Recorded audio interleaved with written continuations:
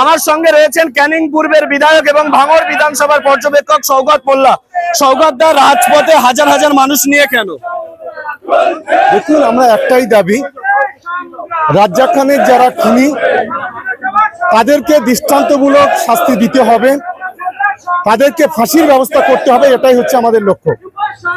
মূলত 7 জন অ্যারেস্ট হয়েছে, এর মধ্যে কাউকে কি বিরোধী দল থেকে দেখছেন? দেখুন, একমাত্র মোফাজ্জেল তৃণমূল কংগ্রেসের কর্মী, আর বাদবাকি যে কজন আছে সব কজনই আইএসএফ এর। ফলে এই যে আইএসএফ এর মদত পুষ্ট আমরা প্রথম দিন থেকে যেটা বলেছিলাম সেটা কিন্তু তীব্র থেকে তীব্রতর হলো। আজকে যখন রিয়াজুলকে অ্যারেস্ট করা হলো, গতকাল রফিকুল খানকে অ্যারেস্ট করা হলো, তার পরিবারের লোকেরা বলছে তারা আইএসএফটা করে। একজন অসভ্য, একজন নোংরা প্রকৃতির মানুষ। ফলে সমস্ত কিছু যা যা ঘটনা ঘটছে এই নওশাদ সিদ্দিকীর মদতে এখানে এই ঘটনাগুলো ঘটছে।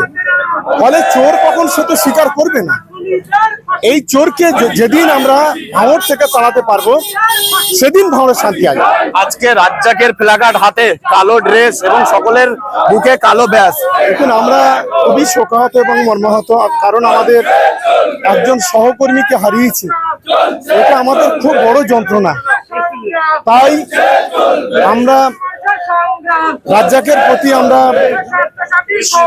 তার আত্মার প্রতি শান্তি কামনা করি, তার পরিবারের প্রতি আমরা সমবেদনা জানাই। আমরা যতদিন বেঁচে আছি এই পরিবারের পাশে আমরা থাকবো, এটাই হচ্ছে আমাদের লক্ষ্য।